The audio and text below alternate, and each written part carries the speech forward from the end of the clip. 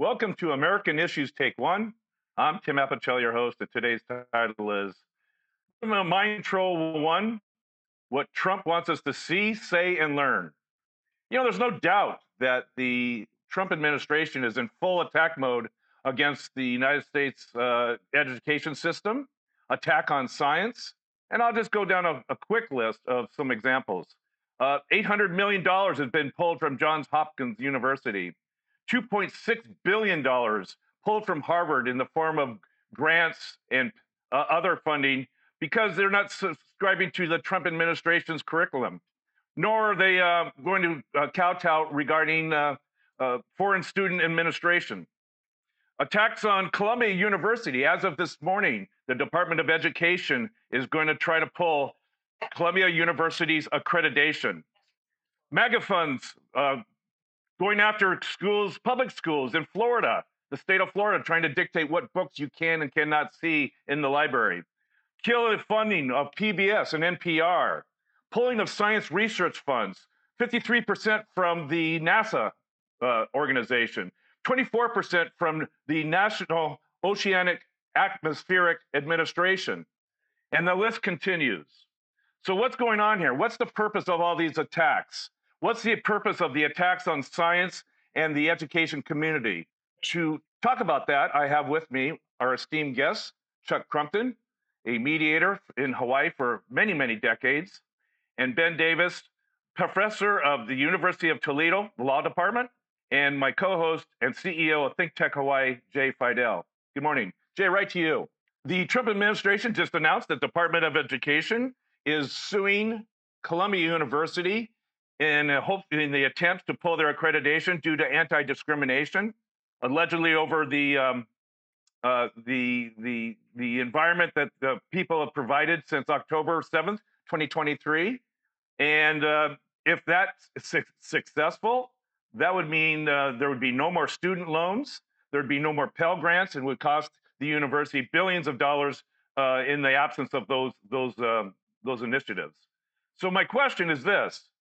On one hand, you see the Trump administration trying to stand up for, minority rights, yet with the same hand, they're trying to eliminate all DEI education and initiatives and past initiatives. Que pasa? Well, I think the whole anti-Semitic argument that he makes is a crock. And at the base of it, he's anti-Semitic himself.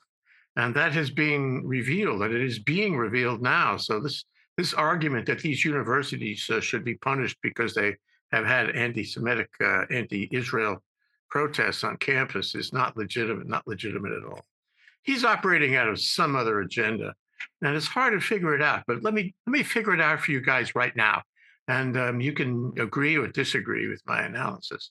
It's pathological. It's a schoolyard bully. It's anybody who criticizes him, for that matter, takes an opposite position, he's going to punish.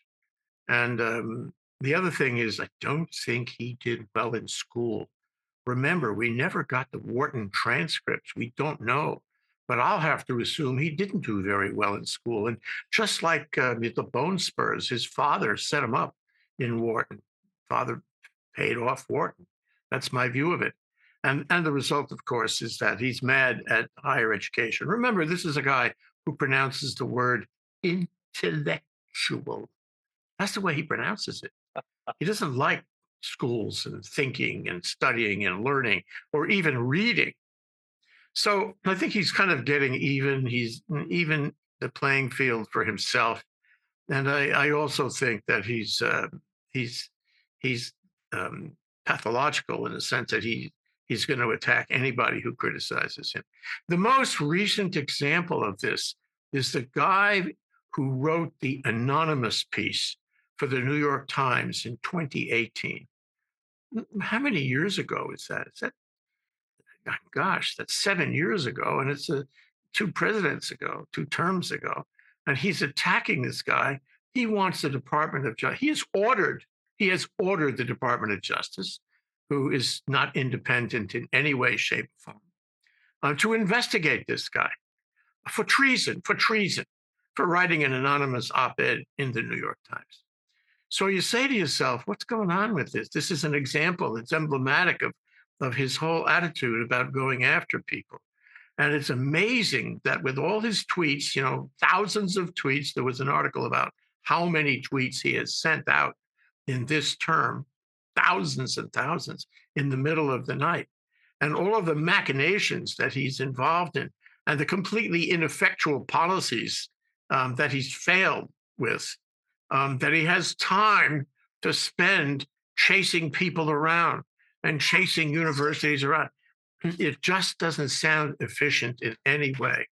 So what I'm saying is I'm trying hard to understand what motivates the man for doing these things and depriving us of freedom of speech, for attacking anybody who criticizes him, and for going after, the higher education in this country. There are no good policy reasons for doing that. There are no benefits to the country at large, only detriments. And you really have to shake your head and wonder why. And I can only say it must be pathological. All right. Thanks, Jay. Ben, the attacks on education, research, military history, media, law firms, the arts, they've all been attacked. And in rapid form, less than 120 days, they've all been attacked. What institution is next on Donald Trump's list in his administration? Who's next? That's a famous album by the Who, in case anybody remembers Right. that. I So remember it. I have it. there's a random thought for everybody, but who's next in this? Um,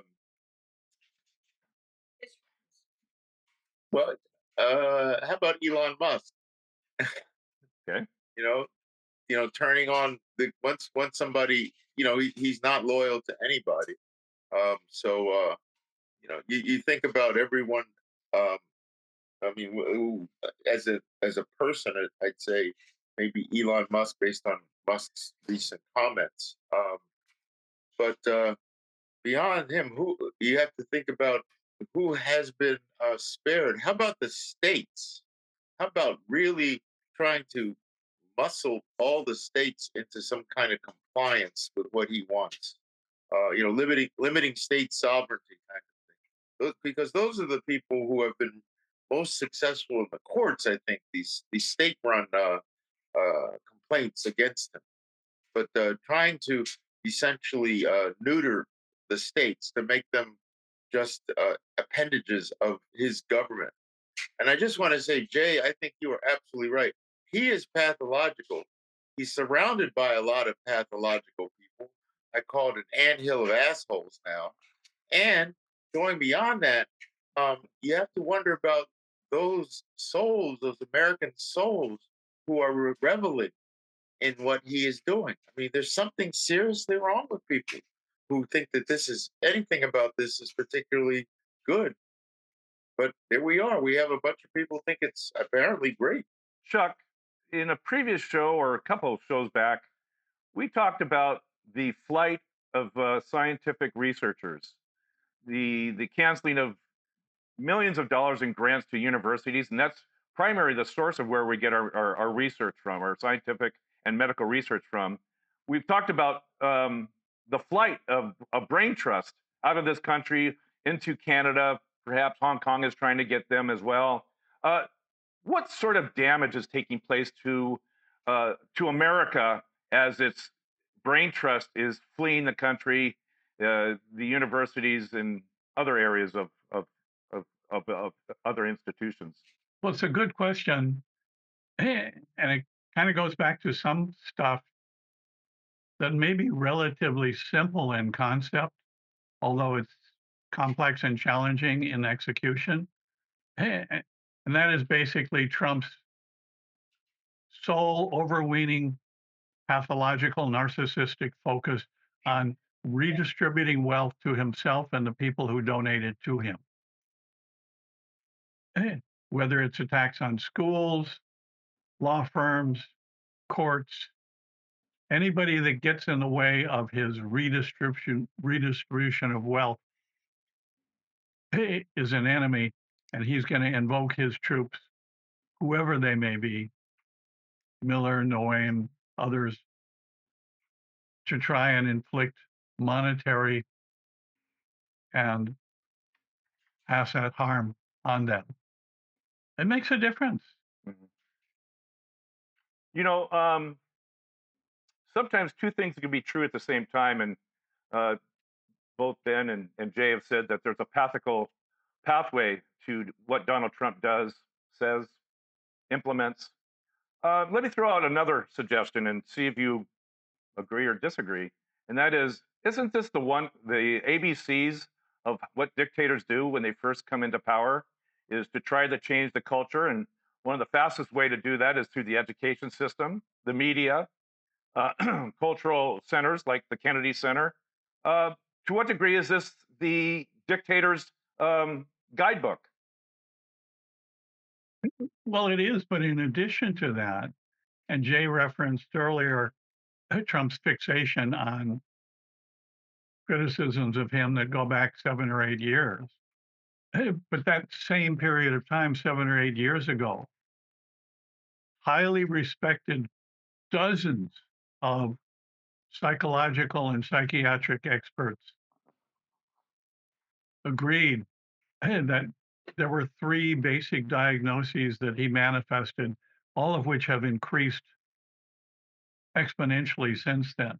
One was the narcissism, the second was delusional disorder, and the third was dementia itself. There are others as well, but you have to see those together with the dictator focus to understand where this is coming from and where it's going. And I think Jay and Ben have pointed in the correct direction on that, as have you. All righty. Thank you very much, Chuck. Jay, back to you. Again, kind of in the same theme here. I know we were focusing on education, but there's been assaults on the culture. Kennedy Center is one example. The Lincoln Center and the Kennedy Center, I think. Trumpists have gone out to schools, banning books. Trump is focused in on the media, specifically the Washington Post, intimidating Jeff Bezos, intimidating 60 Minutes, CBS. Why, or not why, but what other areas do you see as Trump trying to influence what we see, what we say, and what we learn? What new venue do you think Trump will focus on? Yeah, to go further on Ben's answer to that very same question, there was an article in this morning's New York Times reporting that the Washington Post was recruiting people from the podcast level, from the podcast community. And we know them because we've seen them on YouTube, and they have a lot to say, and they're in, what do you want to call it, the liberal bubble. And they're, and this must be Bezos, right? Bezos, the fellow who gave Trump a lot of money, the fellow who spiked the endorsement of Kamala Harris. Remember that? He's kind of going the other direction because the people he would take from the podcast community are not Trump supporters. Okay, so you're going to see the same names and faces on the Washington Post in the opinion section as you now see on the podcast level. So I think that's going to change the media. You mentioned CBS, and he's after MSNBC, and if he gets a sort of a government hook on any of these guys, he'll crush them. He's trying so hard to criticize them in public and call them names, but the only things that really work is if he can, affect them on a tax level, affect them on a merger consolidation level, as he is CBS, and he will step up. To answer your question, he will step up his efforts to crush the independent press and to support the right-wing press. I think that's the next step, and it's scary because the people who would join the Washington Post, who would be the targets of this new attack, would be people who are more like citizen journalists. They are the public, and those are the ones that he will expand his attack to. But mind you, there is a certain thing about power, and Chuck mentioned that. And so maybe he does this as part of the dictator's playbook to enhance his own power. But on that point, I would say that he's already got so much power. He is controlling the whole government. Of course, the test of that will be the big, beautiful bill. Mhm. If he gets that through, his power will be confirmed. If he doesn't get it through, there are cracks in the political infrastructure. But let me say that he's gone a long way to be powerful. And these things you mentioned, Tim, about changing the culture, attacking the media, attacking the rule of law, and all of that, it goes beyond the power he has. Does he really need to have more power? But he thinks he does. And he wants to confirm his power with everything that you could possibly imagine. And the imagine of it is what Hitler did. And I keep thinking, I never read, I wonder if any of you guys have read Mein Kampf. And I wonder if this playbook is in Mein Kampf. Hannah Arendt wrote about it, and Applebaum has written about it.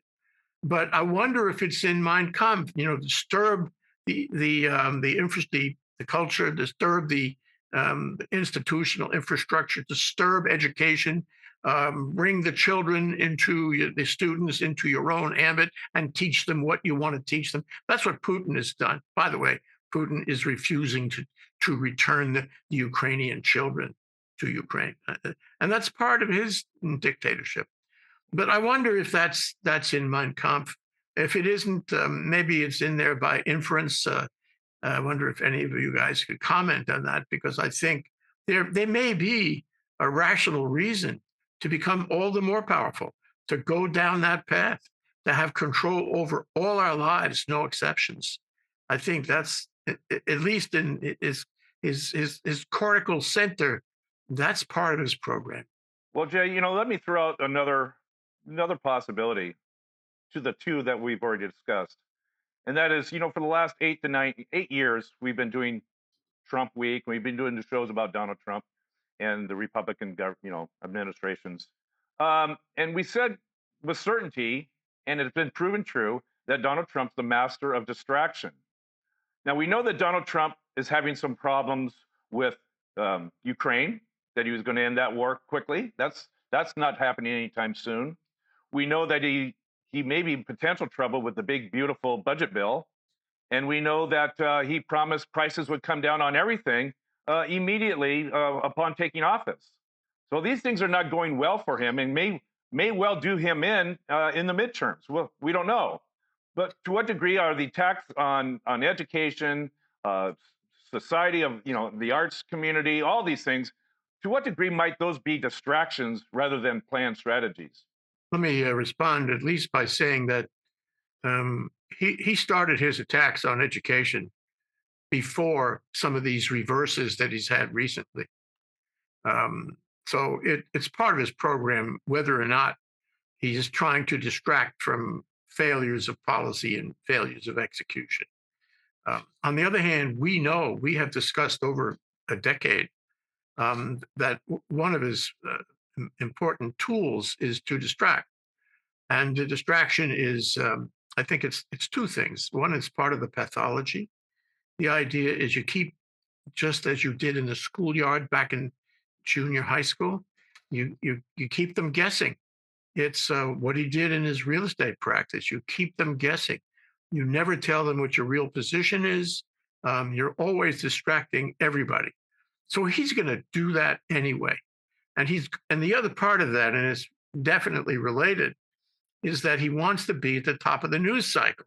He wants every news story, and he's getting close to this, every news story to begin with his name. And that's happening. So distraction and being the center of the news story, and therefore the center of public attention, that would happen anyway, whether he was, succeeding or failing in other areas. On the other hand, I would say that it helps. It helps if you're failing. It helps to distract. And so it's a sort of an all-purpose gambit. You use it in the summer and in the winter and in the spring and the fall. You always use it. And he's certainly using it now. Righty. Ben, you have written many op-eds and very well written op-eds, by the way. I've enjoyed them when I've read them, about the tax on our um, institutions of higher learning, a tax on the law firms, and how those law firms have or haven't stood up to Donald Trump and his attempt to influence them and control them. What's your take on where at least the attacks on education and law firms? What's your take on where that goes from here? What I think is going on, or what I read is going on, is that the law firms that have bent the knee have had people leaving, both at the partner level and at the associate level. And they're having clients who are leaving because the clients are saying, they want a warrior. And if you're going to bend the knee, I'm not comfortable with thinking of you as being the warrior for me, defending me, so to speak, that warrior image of the lawyer. You know, um, we want to go with somebody who is resisting. So I think that at the same time, the effort is, well, it's kind of a shock and awe, right? So you hit a few of the big firms, you get some to bend the knee, and then there's like the next tier and the next tier, all that, who kind of get quiet or hesitate to do this or hesitate to do that. It's like an intimidation play, right? So I think he'll spend his resources personally in other places, um, because it, the, he can see a bigger bang for his buck, and I think he needs that. One thing that I really have wondered about is, this spectacular Ukrainian attack on the Russian bomber fleet for cruisers. I think I heard one of the one of the retired generals saying 40% of the Russian cruiser bomber fleet were destroyed in this drone attack, right? So who does Trump call today or yesterday? He talks to Putin, not Zelensky. And, I was thinking, like, I don't know if I had, this pathology that we've talked about, Jay and Chuck, and these ways of being, this, it's like very dark people trying to come up and be with other very dark people. It's like, what was the guy who's the head of the KGB? Was it Beria or something like that? Was his name, the head of the KGB? And the KGB's main building, it's like only 4 or 5 stories high, but it has like 30 stories going down where everybody was tortured underground. And it's like that kind of, is that kind of very sick uh, passion for power. I mean, Jay, you're talking about Mein Kampf. I tried to read Mein Kampf. I couldn't. It's like I started and I go, sorry, I got to put this away, right?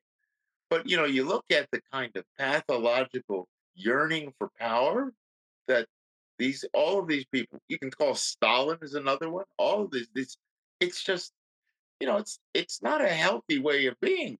I mean, whatever you want to say. And then the sycophants around him, and their willingness to go along with levels of cruelty that are appalling. It's just it's very bizarre. It's very bizarre. And what I can't understand is, or maybe what I can't understand, but what is sad is that so many Americans, I see them on TV or listen to interviews where they're done. Like, somebody asked, excuse me to go off this way, but somebody asked, one of these Trump supporters about people being deported and sent to essentially concentration camps.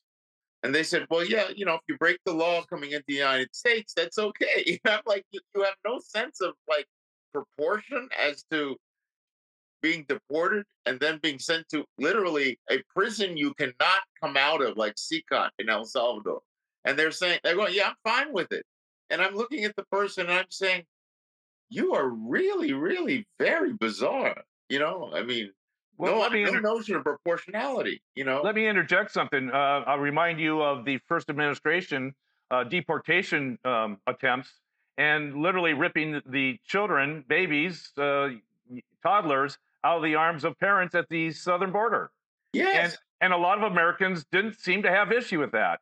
Now, fortunately, a lot of GOP said that's a bridge too far, but a lot of them didn't care one way or the other. So there you go.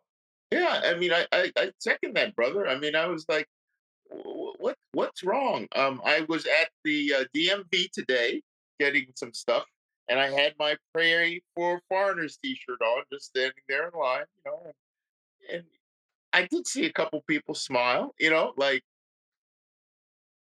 they like that idea. But the idea is of all these things being done. How about having 30 or 40 ICE people show up in front of a restaurant that they're going to pick up the people in that restaurant who are working there, right?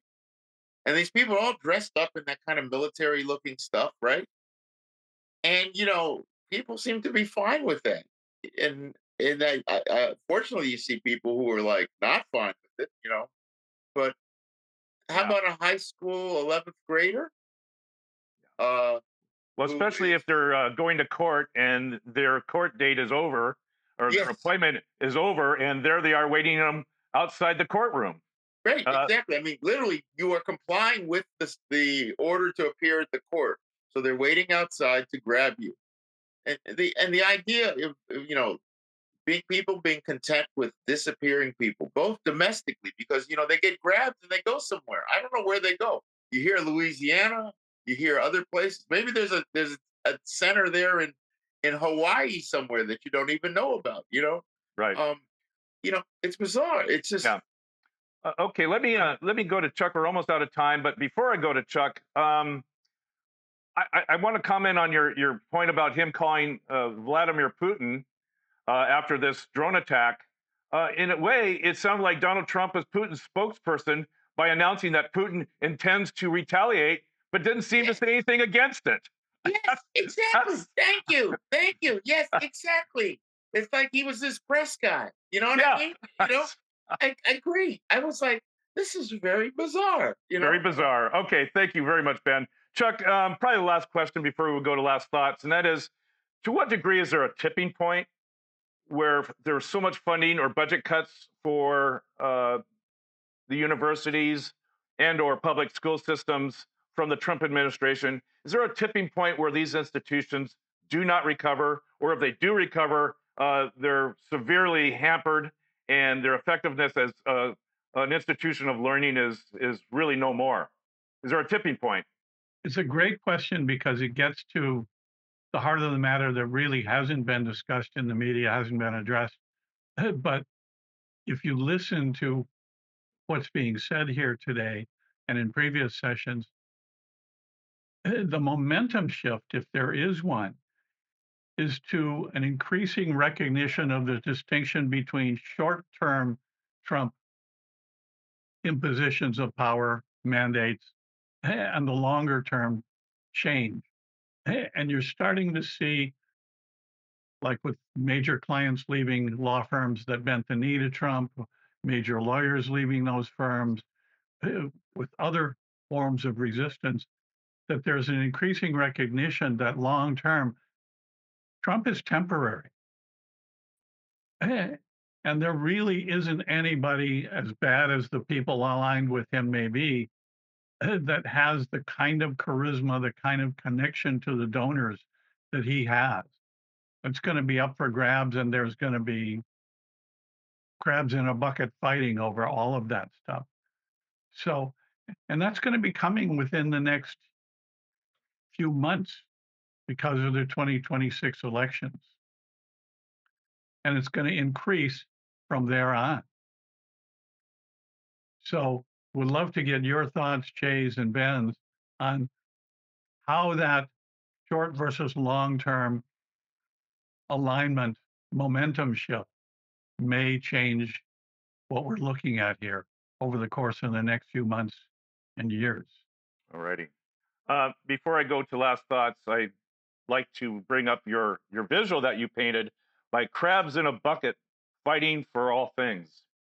That's almost as good or equally as good as a anthole of assholes of people that surround Trump. Last thoughts, Jay. Your last thoughts on this topic. Boy, my head is filled with last thoughts here today. This has been a very provocative discussion, a very provocative subject. But let me say, going back to your original theme about how temporary, how permanent is this? I'm sure I mentioned it on one or more shows before, but I was so impressed with Jack Balkin, constitutional law, make that history at Yale. I believe he's still there teaching. This was 20 years ago, and I asked him, I said, "Can we reverse what Bush has done, is doing, because he's changed the country, not in the same kinds of ways, not the same, level of violence, of political violence that Trump has changed the country, but can we go back?" And Balkin said to me, it's really important. He said, "No, history always moves forward, and that every president, everything that happens leaves an impression, an imprimatur on the future. And so Bush will always be with us. We can try to change things, and maybe some things we can change, but most things we can't." Now, with that in mind, yesterday we had a show with Avi Soifer, constitutional law scholar, who was the dean of the William S. Richardson School of Law. And I asked him a similar question. The Supreme Court has rendered so many constitutional provisions, so many precedents. It's remarkable how it has undone our legal system, and increasingly so, even since the inauguration. If we get a better court, a Democratic court going forward, somewhere along the line, God willing, how will they be able to reverse all of that, to take us back to where we were? And his answer, it shouldn't surprise you. He attended the same school as Balkin. Um, he said, "No, you actually can't. That a lot of these things are permanent, and they will outlive us all." And I believe that. It goes to your comment a minute ago, Chuck. What we're experiencing now, you may say that it's temporary, but a lot of what we're experiencing is going to have a permanent effect on the country. Wow, this is really disgusting. And I want to go back to the discussion we've had about Trump's next step and why. Um, Part of the big beautiful bill is money for detention centers, and we've had discussions on these shows about how he is building or renting space for detention centers, not only in Newark, New Jersey, but across the country, and there are dozens of them. And as you said, we don't know where they all are. We don't know where people are being sent or why they're being sent to this one, not that one, and so forth. These detention centers are going to increase. There's money in the big, beautiful bill to increase them. So who is going to go? Who is going to be detained in these detention centers? Well, you can, after a while, you run out of restaurants to raid. And you get to be focused on protesters in the street who protest and criticize him, who hold up signs and the like. And it's not a far stretch to imagine that he's going to go after them, and he's going to, find some crime to charge them, to have Pam Bondi charge them with, and detain them. And forget about due process. Forget about habeas corpus. I mean, we're heading deep into the bowels of what I perceive is in Mein Kampf. And these detention centers are a very important phenomenon to watch going forward, because they hold the answer to the question of what's next. Okay. Thank you for your thoughts. Ben, final thoughts. I think that Jay is really taking us to a really interesting place, because if you look at what Trump is doing, right, he's invoking certain laws or practices by presidents at certain points across our 250-year history, going back to the Alien Enemies Act. right, to exert them all at the same time now. I mean, that you can always, for example, in the renditions of people to places like El Salvador, that comes right out of the Bush rendition program during the War on Terror. Then it was those alleged members of Al Qaeda. Now it's uh, alleged criminal, undocumented people. Or actually, we don't even know if they're criminal or not. Or we're just throwing them in there. And so each of these different layers. The Japanese internment in World War II, the kind of detention centers that you're talking about, Jay, they're going to come right out of that. We can go back, or even I think there were right after World War I, there were these sort of anti-sedition laws or things like that. We're right there. Um, or even I'll say FDR in the 30s, they were labor organizers. A place like North Carolina, who they had the National Guard brought in, and literally people were put in stockades, like cattle, because they were labor organizers. So there were all these kind of dark moments, and he's like, let's gather them all together, and there are toolbox for what we have coming ahead. So I think that that's the Jack Balkan A.B. Soifer. It never disappears. It just sits there. Because why? We don't repeal those laws. We don't. They just sit there on the books, festering. Like, let's take another one, which is, remember the Dobbs decision came out, right? So Dobbs comes out. So what's the only law on the book in this state or that? It's some 1850 law about medicine or something, like, right? And that becomes all of a sudden the hook that's used to fight abortion in a given state. It's just, so that's the package that we're dealing with. And then now, is there any way that this package can be countered? Um, I think we do the best we can to counter it. Okay, he has enormous amounts of power, but at the same time, the only thing we have is the ability to fight back, non-violently, but to fight back, and that's all you can do. And maybe it'll work, maybe it won't work. You don't know. But if you don't fight back, you're guaranteed we're going into the darkest places quicker and quicker. And these kind of disappearing places and all that, absolutely. You know, but that's all you can do, and hope Yep. that you win on the other side. Or Yep. Ben Franklin said it best: if we don't hang together, we'll assuredly hang separately. All right. Thank you, Ben. Chuck, you get the last final word today. No, I want to look down the line a little bit and raise the question.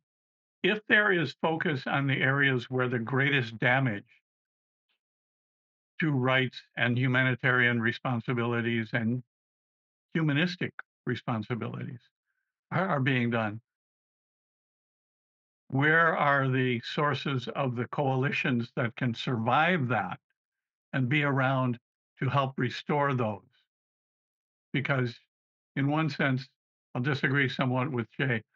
On some levels in our governing bodies, whether it's the courts, the legislative bodies, or the executive, there are policy changes that do impact human behaviors. So that's the question. Will coalitions form that will still be there after Trump in ways that can enable the restoration and the redirection of the protection of the rights and the values that we believe are the most important? All righty. We've run out of time. I want to thank my special esteemed guest, Chuck Crumpton, my other special esteemed guest, Ben Davis, my co-host and CEO of ThinkTech Hawaii, who gives us an opportunity to discuss these issues at length. And I think it was a very worthwhile discussion, very poignant. And I want to thank my co-host, Jay Fidell. I'm Tim Apicella, your host. The show is American Issues Take One. Why don't you join us next week? And until then, aloha.